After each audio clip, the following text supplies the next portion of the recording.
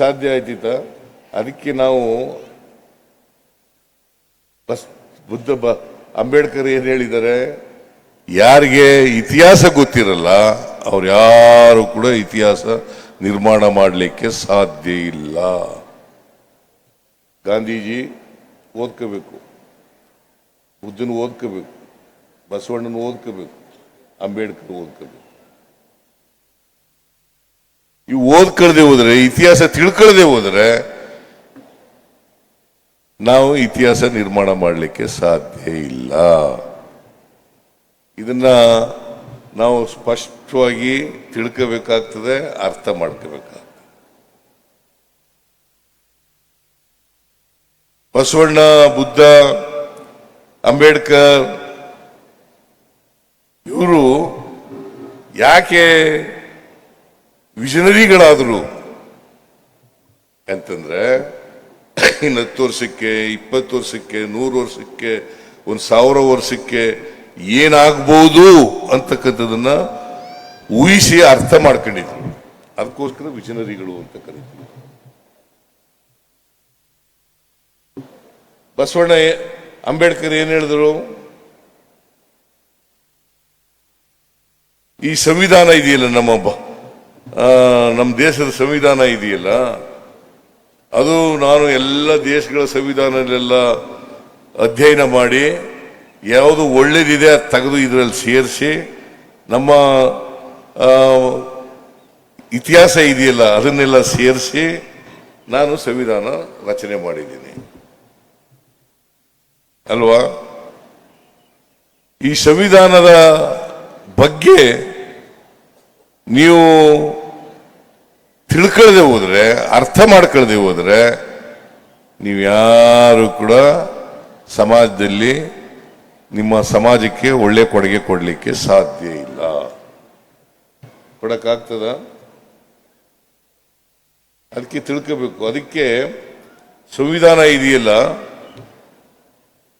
ಸಂವಿಧಾನಕ್ಕೆ ಯಾರಿಗೆ ಅದರ ಆಶಯಗಳು, ಧ್ಯೇಯೋದ್ದೇಶಗಳು ಗೊತ್ತಿದ್ದಾವೆ ಅವ್ರ ಕೈನಲ್ಲಿ ಸಂವಿಧಾನ ಇರಬೇಕು.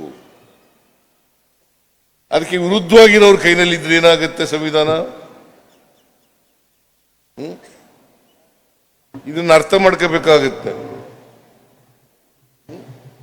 ಅದಕ್ಕೆ ಸಂವಿಧಾನಕ್ಕೆ, ಧ್ಯೇಯೋದ್ದೇಶಗಳಿಗೆ, ಆಶಯಗಳಿಗೆ ವಿರುದ್ಧವಾಗಿರ್ತಕ್ಕಂಥವ್ರ ಕೈನಲ್ಲಿ ಸಂವಿಧಾನ ಇದ್ರೆ ಹೆಂಗಾಗ್ತದೆ?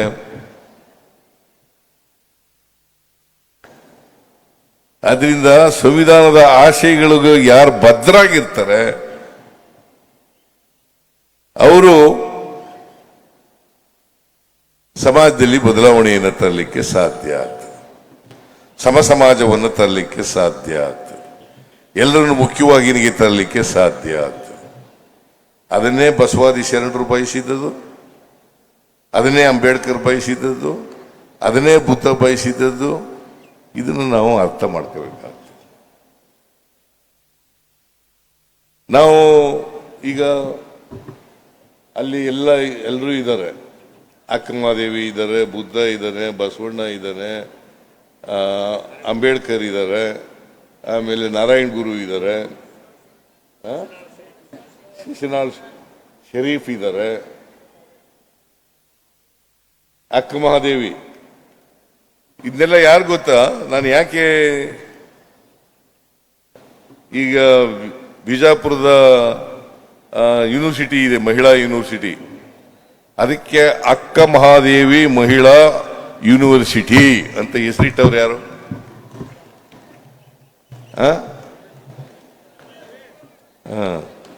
ಶಿವಮೊಗ್ಗದಲ್ಲಿ ಒಂದು ಜಾಗ ಇದೆ, ಜೈಲ್ ಜಾಗ, ಅದಕ್ಕೆ ಅಲ್ಲಮ ಪ್ರಭು ಅಂತ ಹೆಸರಿಟ್ಟವ್ರು ಯಾರು? ಬಸವಣ್ಣನವರ ಎಲ್ಲ ಸರ್ಕಾರಿ ಕಚೇರಿಗಳಲ್ಲಿ ಬಸವಣ್ಣವರ ಫೋಟೋ ಇಡಬೇಕು ಅಂತೇಳಿ ತೀರ್ಮಾನ ಮಾಡಿದವರು ಯಾರು?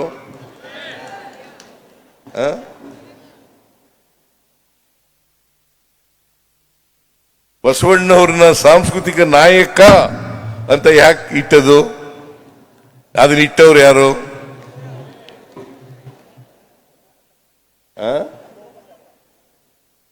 ಈ ಅನುಭವ ಮಂಟಪ ಇದೆಯಲ್ಲ, ಅನುಭವ ಮಂಟಪ, ಅನುಭಾವವನ್ನು ವ್ಯಕ್ತ ಮಾಡ್ತಾ ಇದ್ದಂತ ಮಂಟಪ ಅದು. ಈ ಅನುಭವ ಮಂಟಪ ಇದನ್ನ ಯಾರವರು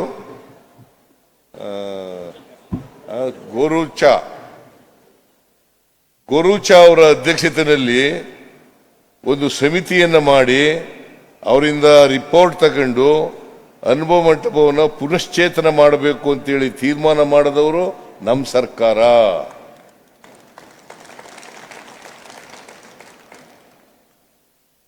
ಬೇರೆಯವ್ರು ಯಾಕೆ ಮಾಡಿರ್ಲಿಲ್ಲ? ಆಮೇಲೆ ಬೇರೆಯವರು ಬಂದರು, ಅದನ್ನು ಮುಂದುವರಿಸ್ತಕ್ಕಂಥ ಕೆಲಸ ಆಯಿತು. ಈಗ ನಿಜಗುಣಾನಂದ ಸ್ವಾಮೀಜಿ ಹೇಳಿದ್ದಾರೆ, ನಾವು ಈ ವರ್ಷನೇ ಅದನ್ನು ಪೂರ್ಣಗೊಳಿಸಬೇಕು ಅಂತ ಮಾಡಿದ್ದೀವಿ. 25-26ನೇ ಆರ್ಥಿಕ ವರ್ಷದಲ್ಲೇ ಪೂರ್ಣಗೊಳಿಸಬೇಕು ಅಂತ ಮಾಡಿದ್ದೀವಿ. ಸುಮಾರು 700 ಕೋಟಿ ರೂಪಾಯಿಗಳನ್ನು ಖರ್ಚು ಮಾಡ್ತಾ ಇದ್ದೀವಿ. ಬಸವ ಕಲ್ಯಾಣದಲ್ಲಿ 700 ಕೋಟಿ ರೂಪಾಯಿಗಳನ್ನು ಖರ್ಚು ಮಾಡ್ತಕ್ಕಂಥ ಕೆಲಸವನ್ನು ಮಾಡ್ತಾರೆ. ನಾನು ಇವನ್ನೆಲ್ಲ ಯಾಕೆ ಮಾಡ್ತಾ ಇದ್ದೀನಿ ಅಂತಂದ್ರೆ ಎಲ್ರಿಗೂ ಬಸವಣ್ಣ ಗೊತ್ತಾಗಬೇಕು, ಬಸವಣ್ಣ ವಿಚಾರಧಾರೆಗಳು ಗೊತ್ತಾಗಬೇಕು. ಬಸವಣ್ಣವರು ಮತ್ತೆ ಕನಕದಾಸರು ಎರಡು ಸಾಹಿತ್ಯ ಲೋಕದಲ್ಲಿ ಬಹಳ ಪ್ರಮುಖವಾಗಿರುವಂಥ ಘಟ್ಟಗಳನ್ನು ನೋಡಲಿಕ್ಕೆ ನಾವು ಸಾಧ್ತಾ ಇದ್ದೀವಿ. ಒಂದು ವಚನ ಸಾಹಿತ್ಯ, ಇನ್ನೊಂದು ದಾಸ ಸಾಹಿತ್ಯ. ವಚನ ಸಾಹಿತ್ಯ ಮತ್ತು ದಾಸ ಸಾಹಿತ್ಯ. ಕನಕದಾಸರು ಕೂಡ ಅವತ್ತು ಪ್ರಚಲಿತವಾಗಿದ್ದಂಥ ಭಾಷೆನಲ್ಲಿ ಹೇಳಕ್ ಹೋಗ್ಲಿಲ್ಲ, ಜನರಿಗೆ ನೀತಿ ಹೇಳಕ್ ಹೋಗ್ಲಿಲ್ಲ, ಧರ್ಮ ಹೇಳಕ್ ಹೋಗಿರ್ಲಿಲ್ಲ. ಇವರು ಕೂಡ ಕನ್ನಡದಲ್ಲಿ ಕನ್ನಡ ಜನರ ಭಾಷೆಯಲ್ಲಿ ಹೇಳ್ತಕ್ಕಂಥ ಪ್ರಯತ್ನವನ್ನು ಮಾಡಿದ್ರು. ಅವತ್ತು ಪ್ರಚಲವಾಗಿದ್ದಂಥ ಭಾಷೆ ಯಾವುದು? ಸಂಸ್ಕೃತ ಅಲ್ವಾ? ಸಂಸ್ಕೃತ ಗೊತ್ತಾ ನಿಮಗೆ? ನಾನು ನಮ್ಮ ನಂಜೇಗೌಡ ಅಂತ ಒಬ್ಬ ವೀರ ಮಕ್ಕಳು ಕುಣಿತ ಕಲಿಸ್ತಿದ್ದ ನನಗೆ. ನಾನು 5ನೇ ತರಗತಿಗೆ ಮೊದಲನೇ ಪ್ರಾಥಮಿಕ ಶಾಲೆ ಓದಲಿಲ್ಲ, ನಾನು ಗೌರ್ಮೆಂಟ್ ಶಾಲೆನಲ್ಲಿ 1ರಿಂದ 4ನೇ ತರಗತಿವರೆಗೂ ಓದಲಿಲ್ಲ ನಾನು. ಆಮೇಲೆ ಅವನು ಹೇಳ್ಕೊಟ್ಟಿದ್ದ. ಆಮೇಲೆ 5ನೇ ತರಗತಿ ನೇರವಾಗಿ ಸೇರ್ಕೊಬಿಟ್ಟೆ. ಆಗ ನಮಗೆ ಒಂದು ಅಮರಕೋಶ ಅಂತ ಓದಿಸ್ತಾ ಇದ್ದ. ಇವರೆಲ್ಲ ಸಂಸ್ಕೃತ ಕಲ್ತಿದ್ದೀರಿ, ನೀವೆಲ್ಲ ಕಲ್ತಿಲ್ವಾ? ಬಹಳ ಜನ ಕಲ್ತ್ಕೊಂಡಿದ್ದಾರೆ. ನಾವು ಸ್ವಾಮೀಜಿಗಳು ಮಾಡಿದೀವಲ್ಲ, ಅವರೆಲ್ಲ ಸಂಸ್ಕೃತ ಕಲ್ತ್ಕೊತಾ ಇದ್ದಾರೆ. ಅಲ್ಲ, ಕಲೀರಿ, ಬೇಡ ಅಂತ ಹೇಳಕ್ ಹೋಗಲ್ಲ ನಾನು, ಸಂಸ್ಕೃತ ಕಲೀಲಿಕ್ಕೆ ಹೋಗ್ಬೇಡಿ. ಆದರೆ ಸಂಸ್ಕೃತನೇ ನಮ್ಮ ಆಡು ಭಾಷೆ ಏನಲ್ಲ, ಜನರ ಭಾಷೆ ಅಲ್ಲ. ಯಾವ ಭಾಷೆನೂ ಕಲಿಬೇಡಿ ಅಂತ ನಾನು ಹೇಳಲ್ಲ, ಎಲ್ಲ ಭಾಷೆಗಳನ್ನು ಕಲ್ತ್ಕೊಳ್ಳಿ. ಆದರೆ ನಮ್ಮ ಭಾಷೆಗೆ ಗೌರವ ಕೊಡ್ತಕ್ಕಂಥ ಕೆಲಸ ಮಾಡಬೇಕು.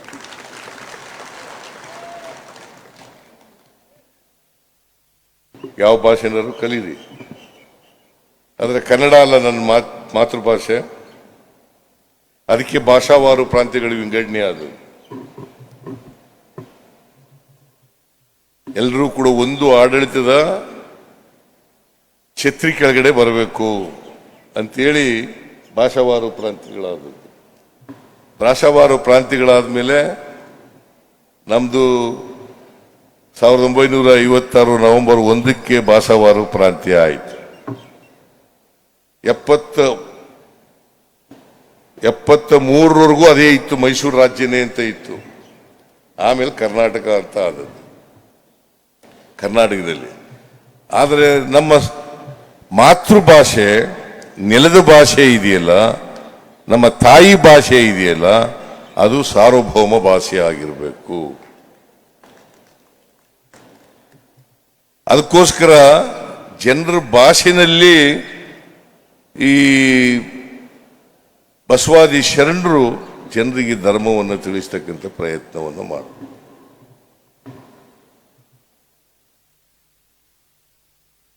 ಬಸವಣ್ಣವರು ಹೇಳಿದ ಎಲ್ಲ ವಿಚಾರಗಳನ್ನ ನಾವು ಜಾರಿಗೆ ತರ್ತೀವಿ ಅಂತಂದ್ರೆ ಅದಕ್ಕೂ ವಿರೋಧಗಳಿರ್ತವೆ, ಏನ್ ಮಾಡಕ್ಕಾಗಲ್ಲ ಅಲ್ವಾ?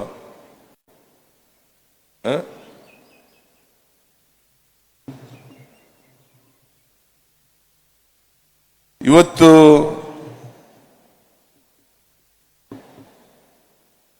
ಬಸವಾದಿ ಶರಣರು ಏನು ಹೇಳಿದ್ರು, ಸಮಾನ ಅವಕಾಶಗಳಿರ್ತಕ್ಕಂಥ ಸಮಾನತೆಯ ಸಮಾಜ ನಿರ್ಮಾಣ ಆಗಬೇಕು, ಅದರಲ್ಲಿ ಜಾತಿ ಇರಬಾರ್ದು, ವರ್ಗ ಇರಬಾರ್ದು, ಯಾವುದೇ ತಾರತಮ್ಯ ಇರಬಾರ್ದು ಅಂತ ಸಮಾಜ ನಿರ್ಮಾಣ ಆಗ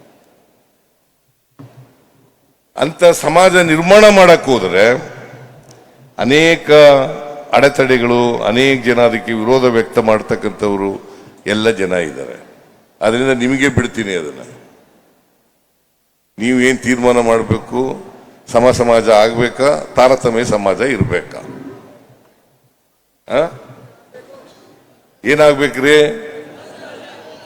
ಸಮಾಜ ನಿರ್ಮಾಣ ಆಗ್ಬೇಕಲ್ಲ, ಜಾತಿ ಇಲ್ಲೇ ಇರ್ತಕ್ಕಂಥ, ವರ್ಗ ಇಲ್ಲೇ ಇರ್ತಕ್ಕಂಥ ಸಮಾಜ ನಿರ್ಮಾಣ ಆಗ್ಬೇಕಲ್ಲ. ಅದಕ್ಕೆ ಬಸವಣ್ಣವ್ರು ಏನ್ ಹೇಳಿದ್ದಾರೆ ಅಂತಂದ್ರೆ, ಉಳ್ಳವರು ದೇವಾಲಯ ಮಾಡುವರು, ನಾನೇನು ಮಾಡಲಿ ಬಡವನಯ್ಯ. ಈ ದೇವ್ರಿಗೂ ನಿಮಗೂ ಮಧ್ಯವರ್ತಿಗಳು ಯಾರು ಇರಬಾರದು ಅಲ್ವೇನಪ್ಪ? ಇತ್ತಾನೆ ಬಸವಣ್ಣ ಹೇಳಿದ್ದು, ಉಳ್ಳವರು ದೇವಾಲಯ ಮಾಡುವರು, ನಾನೇನು ಮಾಡಲಿ ಬಡವನಯ್ಯ, ನನ್ನ ದೇಹವೇ ದೇಗುಲ, ಶಿರವೇ ವನ್ನ ಕಳಸವಯ್ಯ, ಕೂಡಲ ಸಂಗಮ ದೇವ. ನನ್ನ ಕಾಲೇ ಕಂಬ, ನನ್ನ ದೇಹವೇ ದೇಗುಲ, ನನ್ನ ಶಿರವೇ ವನ್ನ ಕಳಸವಯ್ಯ, ಕೂಡಲ ಸಂಗಮ ದೇವ. ನೋಡಿ ಎಷ್ಟು ಸುಲಭವಾಗಿ ಹೇಳಿದ್ರು ದೇವ್ರ ಬಗ್ಗೆ ವರ್ಣನೆ ಮಾಡ್ತಾ. ಅದಕ್ಕೆ ಈ ದೇವ್ರ ಬಗ್ಗೆ ನಾವು ಕಲ್ಪನೆಗಳಿದಾವಲ್ಲ, ಈ ಕಲ್ಪನೆಗಳಿಗೆ ಬಹಳ ಸ್ಪಷ್ಟವಾದಂತ ಉತ್ತರವನ್ನ ಬಸವಾದಿ ಶರಣರು ಕೊಟ್ಟಿದ್ದಾರೆ.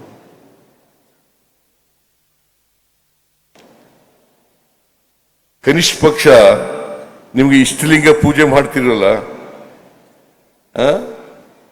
ಆ ಇಷ್ಟಲಿಂಗ ಪೂಜೆ ಮಾಡಬೇಕಾದ್ರೆ ಈ ಮಧ್ಯವರ್ತಿಗಳು ಇರಬಾರದು ಅಂತೇಳಿ ಅವರು ಬಸವಾದಿ ಶರಣರು ನಮಗೆ ಹೇಳಿರ್ತಕ್ಕಂಥದನ್ನ ಬಹಳ ಸ್ಪಷ್ಟವಾಗಿ ತಿಳ್ಕೋಬೇಕಾಗ್ತದೆ. ಬಸವಣ್ಣವರು ಬಹಳ ವಿಚಾರಗಳು ಹೇಳಿದ್ದಾರೆ. ಅನುಭವ ಮಂಟಪದಲ್ಲಿ ಇವತ್ತು ಚರ್ಚೆ ಮೂಲಕ ಅವರ ಅನುಭವಗಳನ್ನು ಹಂಚಿಕೊಳ್ತಕ್ಕಂಥ ಕೆಲಸ ಮಾಡ್ತಾ ಇದ್ದಾರೆ. ಸಾಮಾಜಿಕ ಅನುಭವಗಳು, ಆರ್ಥಿಕ ಅನುಭವಗಳು, ರಾಜಕೀಯ ಅನುಭವಗಳು. ಇವತ್ತು ಇಂಗ್ಲೆಂಡ್ ದೇಶ ನಮ್ಮ ದೇಶದಲ್ಲೇ ಎಂಥದ್ದು ಪ್ರಜಾಪ್ರಭುತ್ವ ಹುಟ್ಟಿದ್ದು ನಮ್ಮ ದೇಶದಲ್ಲೇ ಅಂತ ಹೇಳ್ತಾರೆ. ಆದರೆ ಸುಮಾರು 900 ವರ್ಷಗಳ ಹಿಂದೆನೇ ಅನುಭವ ಮಂಟಪ ಪಾರ್ಲಿಮೆಂಟ್ ಅಂತ ಇವತ್ತೇನು ಕರೀತಾ ಇದೀವಲ್ಲ, ಇದು ಅವತ್ತೇ ಆಗಿತ್ತು. ಅದ್ರ ಮೂಲಕ, ಆ ಅನುಭವದ ಮೂಲಕ ಅವರು ಯಾವತ್ತೂ ಕೂಡ ಈ ಬಸವಾದಿ ಶರಣರು ಡಿಕ್ಟೇಟರ್ಶಿಪ್ನ ಒಪ್ಕೊಳ್ಳಕ್ಕೆ ತಯಾರಿರಲಿಲ್ಲ. ಪ್ರಜಾಪ್ರಭುತ್ವ ವ್ಯವಸ್ಥೆ ಅವತ್ತಿನಿಂದ ಜಾರಿಯಾಗಿತ್ತು. ಈ ಮನುವಾದಿಗಳಿದಾರಲ್ಲ, ನಾವೆಲ್ಲ ಬಸವಣ್ಣವರು, ಬಸವಾದಿ ಶರಣರು ಮನುಷ್ಯತ್ವವಾದಿಗಳು, ಅದಕ್ಕೆ ವಿರುದ್ಧವಾಗಿರೋರು ಮನುವಾದಿಗಳು.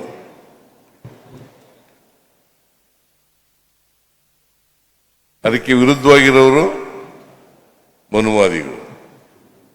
ಅವರು ಅದಕ್ಕೋಸ್ಕರನೇ ಮನುಷ್ಯತ್ವಕ್ಕೆ ವಿರೋಧ. ಬಸವಣ್ಣವರು ಅಂದ್ರೆ ಮನುಷ್ಯತ್ವವಾದಿಗಳು. ನಮಗೆ ಮನುವಾದ ಬೇಕಾ, ಮನುಷ್ಯತ್ವವಾದ ಬೇಕಾ? ಮನುಷ್ಯತ್ವವಾದ ಅಲ್ವಾ? ಅದನ್ನು ಮಾಡದೆ ನಾವು ಬಸವಾದಿ ಶರಣರಿಗೆ ಸಲ್ಲಿಸ್ತಕ್ಕಂಥ ಗೌರವ. ಅದಕ್ಕೋಸ್ಕರವಾಗಿ ಯಾರ ಇವನು ಬರ್ಕೊಟ್ಟರು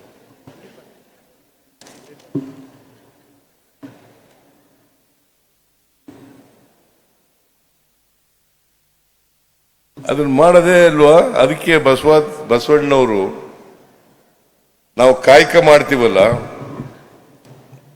ಕಾಯಕ ದಾಸೋಹ ಎರಡು ಧಾರ್ಮಿಕ ತತ್ವಗಳನ್ನ ನಮಗೆ ಹೇಳಿದ್ದಾರೆ. ಏನಪ್ಪಾ ಅಂತಂದ್ರೆ ಕಾಯಕ ಮಾಡಿ ದಾಸೋಹ ಮಾಡಿ. ಕಾಯಕ ಅಂದ್ರೆ ಏನು ಗೊತ್ತಾ? ಕಾಯಕ ಅಂದ್ರೆ ಕೂತ್ಕಪ್ಪ ತಮ್ಮ, ಕೂತ್ಕೊ. ನಿನ್ ಕಾಯಕ ಅಂತಂದ್ರೆ ಪ್ರೊಡಕ್ಷನ್ ಅಂತ, ಉತ್ಪಾದನೆ. ದಾಸೋಹ ಅಂತಂದ್ರೆ ಡಿಸ್ಟ್ರಿಬ್ಯೂಷನ್. Production and distribution. ಈ ಕಾಯಕ ಮಾಡೋದು ಇದೆಯಲ್ಲ, ಯಾವುದು ಮೇಲೂ ಅಲ್ಲ, ಯಾವುದು ಕೀಳು ಅಲ್ಲ. ಅದಕ್ಕೇನೆ ಕಾಯಕವೇ ಕೈಲಾಸ ಅಂತ ಬಸವಾದಿ ಶರಣರು ಹೇಳು ಅಲ್ವಾ. ಕಾಯಕವೇ ಕೈಲಾಸ. ನೀವು ಏನ್ ಕೆಲಸ ಮಾಡ್ತೀವಿ ಅನ್ನೋದೆಲ್ಲ ಬಹಳ ಮುಖ್ಯ. ಆದರೆ ಪ್ರತಿಯೊಬ್ಬರು ಕೂಡ ಕಾಯಕವನ್ನ ಮಾಡಲೇಬೇಕು. ಕಾಯಕವನ್ನ ಮಾಡಲೇಬೇಕು. ಕಾಯಕ ಮಾಡಿದ್ರೆ ಮಾತ್ರ ಈಗ ಈ ಈಕ್ವಾಲಿಟಿ ಬರಲಿಕ್ಕೆ ಸಾಧ್ಯ ಆಗ್ತದೆ, ಸಮಾನತೆ ಬರಲಿಕ್ಕೆ ಸಾಧ್ಯ. ಕೆಲವರು ಕೂತ್ಕೊಂಡು ತಿನ್ನೋದು, ಇನ್ ಕೆಲವರು ಬೆವರು ಸುರಿಸಿ ಕೆಲಸ ಮಾಡೋದು. ನಾವೊಂದ್ಸಾರಿ ಅಸೆಂಬ್ಲಿನಲ್ಲಿ ಅನ್ನಭಾಗ್ಯ ಕಾರ್ಯಕ್ರಮ ಮಾಡಿದಾಗ, ಸಿದ್ದರಾಮಯ್ಯನವ್ರೆ, ನೀವು ಅನ್ನಭಾಗ್ಯ ಕಾರ್ಯಕ್ರಮ ಜಾರಿಗೆ ತಗೊಂಡ್ಬಿಟ್ಟು ಎಲ್ರಿಗೂ ಫ್ರೀಯಾಗಿ ಅಕ್ಕಿ ಕೊಟ್ಬಿಟ್ಟು ಎಲ್ಲ ಸೋಮಾರಿಗಳು ಮಾಡ್ಬಿಟ್ರಿ, ಕೆಲಸಕ್ಕೆ ಯಾರು ಸಿಕ್ಕಲ್ಲ ಅಂತ ಕೇಳಿದ್ರು ಒಬ್ಬ MLA. ನಾನು ಹೇಳಿದೆ, ನೋಡಪ್ಪ, 100 ವರ್ಷಗಳಿಂದ ನೀವೆಲ್ಲ ಗೇದೆ ಇಲ್ಲ, ಕೂತ್ಕೊಂಡು ತಿನ್ಕೊ ಬಂದಿದ್ದೀರಿ.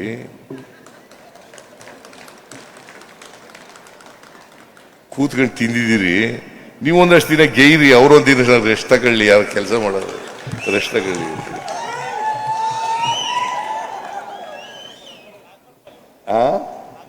ನಾಗಮಾರಪಲ್ಲಿ ಅಂತ ಅವ್ರು ಸತ್ತೋಗಿದ್ದಾರೆ ಈಗ ಪಾಪ. ಗುರುಪಾದಪ್ಪ ನಾಗಮಾರಪಲ್ಲಿ ಅವರೊಂದು ಪ್ರಶ್ನೆ ಕೇಳಿದ್ರು. ಆಗ ನಾನು ಹೇಳಿದೆ, ಯಾಕೆ ನಾವು ಈ ಕಾರ್ಯಕ್ರಮಗಳನ್ನೆಲ್ಲ ಮಾಡಿದ್ದೀವಿ ಅಂತಂದ್ರೆ, ಅನ್ನಭಾಗ್ಯ ಕಾರ್ಯಕ್ರಮ, ಬೇರೆ ಭಾಗ್ಯಗಳು, 5 ಗ್ಯಾರಂಟಿ ಯೋಜನೆಗಳು ಮಾಡಿದ್ದೀವಿ ಅಂತಂದ್ರೆ, ಜಾತಿ ರಹಿತವಾದಂಥ, ವರ್ಗ ರಹಿತವಾದಂಥ ಸಮಾಜ ನಿರ್ಮಾಣ ಮಾಡಬೇಕಾದ್ರೆ ಪ್ರತಿಯೊಬ್ಬರಿಗೂ ಕೂಡ ಆರ್ಥಿಕ ಸಾಮಾಜಿಕ ಸಬಲತೆ ಬಂದಾಗ ಮಾತ್ರ ಇಂಥ ಸಮಾಜ ನಿರ್ಮಾಣ ಮಾಡಲಿಕ್ಕೆ ಸಾಧ್ಯ. ಈಗ ವಿದ್ಯೆ ಇಲ್ದೇನೆ, ಈಗ ನೋಡಿ, ನಾವು ಸಾಮಾಜಿಕ ಅಸಮಾನತೆಯನ್ನು ನೋಡ್ತೀವಿ, ಆರ್ಥಿಕ ಅಸಮಾನತೆಯನ್ನು ನೋಡ್ತೀವಿ. ನಮ್ಮಲ್ಲಿ ಈ ಆರ್ಥಿಕ ಅಸಮಾನತೆಯಿಂದ ಗುಲಾಮ್ಗಿರಿ ಮನ ಮಾಡ್ಕೊಂಡ್ಬಿಟ್ಟಿದೆ. ಈಗ ಒಬ್ಬ ಮೇಲ್ಜಾತಿಗೆ ಸೇರಿದಂತ ಅವ್ನು ಬಂದಾಗ, ಎದುರುಗಡೆ ಸಿಕ್ಕಿದಾಗ, ನಮಸ್ಕಾರ ಸ್ವಾಮಿ, ನಮಸ್ಕಾರ ಬುದ್ಧಿ ಅಂತೀವಿ. ಅದೇ ಒಬ್ಬ ಶ್ರೀಮಂತ ವಿದ್ಯಾವಂತ ದಲಿತ ಜನಾಂಗದವರು ಬಂದ್ರೆ ಅವ್ರನ್ನ ಏಕವಚನದಲ್ಲಿ ಮಾತಾಡಿಸ್ತೀವಿ. ಇದು ಗುಲಾಮ್ಗಿರಿ ಮನಸ್ಥಿತಿ. ಈ ಮನಸ್ಥಿತಿ ಬದಲಾವಣೆ ಆಗ್ಬೇಕಾದ್ರೆ ಸ್ವಾಭಿಮಾನವನ್ನ ಎಲ್ಲರೂ ಕೂಡ ಬೆಳೆಸಬೇಕು. ಆ ಸ್ವಾಭಿಮಾನ ಇಲ್ಲದೆ ಹೋದ್ರೆ ಕಷ್ಟ. ಈ ಸ್ವಾಭಿಮಾನ ಬೆಳೆಸ್ಕೊಂಡಾಗ ಮಾತ್ರ ಈ ಗುಲಾಮ್ಗಿರಿ ಮನಸ್ಥಿತಿ ಇರಲಿಕ್ಕೆ ಸಾಧ್ಯ ಇಲ್ಲ. ಅದಕ್ಕೆ ಆರ್ಥಿಕ ಸಾಮಾಜಿಕ ಸಬಲತೆ ಬಂದಾಗ ಮಾತ್ರ ಈ ದೇಶದಲ್ಲಿ ಎಲ್ಲ ಹಂಚಿಕೆ ಆಗ್ಬೇಕು. ಅದನ್ನೇ ಕಾಯಕ ಅಂತ ಅನ್ನೋದು. ಎಲ್ರಿಗೂ ಹಂಚಿಕೆ ಆಗ್ಬೇಕು. ಅಲ್ಲ ಎಂಥದ್ದು ದಾಸೋಹ ಕಾಯಕ ಮಾಡಿ ಬಂದದನ್ನ ಎಲ್ಲರೂ ಕೂಡ ಹಂಚ್ಕೋಬೇಕು. ಪ್ರತಿಯೊಬ್ಬರು ಕಾಯಕ ಮಾಡಬೇಕು, ಬಂದದನ್ನ ಎಲ್ಲರೂ ಹಂಚ್ಕೋಬೇಕು. ಇದು ಆರ್ಥಿಕ ಸಿದ್ಧಾಂತ. ಇದು ಈ ಆರ್ಥಿಕ ಸಿದ್ಧಾಂತವನ್ನ ಆಗ್ಲೇ ಬಸವಾದಿ ಶರಣರು ಇದನ್ನ ನಮ್ಮ ಮುಂದೆ ಇಟ್ಟು ಹೋಗಿದ್ದಾರೆ. ಇದನ್ನೆಲ್ಲ ಪಾಲನೆ ಮಾಡದೆ ಬಸವಾದಿ ಶರಣರಿಗೆ ನಾವು ಸಲ್ಲಿಸ್ತಕ್ಕಂಥ ಗೌರವ. ಪ್ರತಿಮೆ ದೊಡ್ಡದು ಮಾಡಬೇಕು ಅಂತ ಹೇಳಿದ್ದಾರೆ, ಬೆಂಗಳೂರಿನಲ್ಲಿ ಮಾಡಬೇಕು ಅಂತ ಹೇಳಿದ್ದಾರೆ, ಇಲ್ಲಿ ಮಾಡಬೇಕು ಅಂತ ಹೇಳಿದ್ದಾರೆ. ಎಲ್ಲಿ ಅಂತ ನೋಡೋಣ, ಒಂದು ದೊಡ್ಡ ಪ್ರತಿಮೆ ಮಾಡೋಣ, ಬಸವಣ್ಣವ್ರ ಪ್ರತಿಮೆ ಮಾಡೋಣ. ಮಾಡಬಾರ್ದು ಅಂತ ಸಣ್ಣ ಸರ್ಕಾರನೇ ಮಾಡ್ತದೆ. ಆಮೇಲೆ ನಿಜಗುಣಾನಂದ ಸ್ವಾಮೀಜಿ ಇನ್ನೊಂದು ಹೇಳಿದ್ದಾರೆ, ನೀಲಾಂಬಿಕೆ ಅಲ್ಲ, ಅಕ್ಕ ಅದು ಅವ್ರದ್ದು ಒಂದು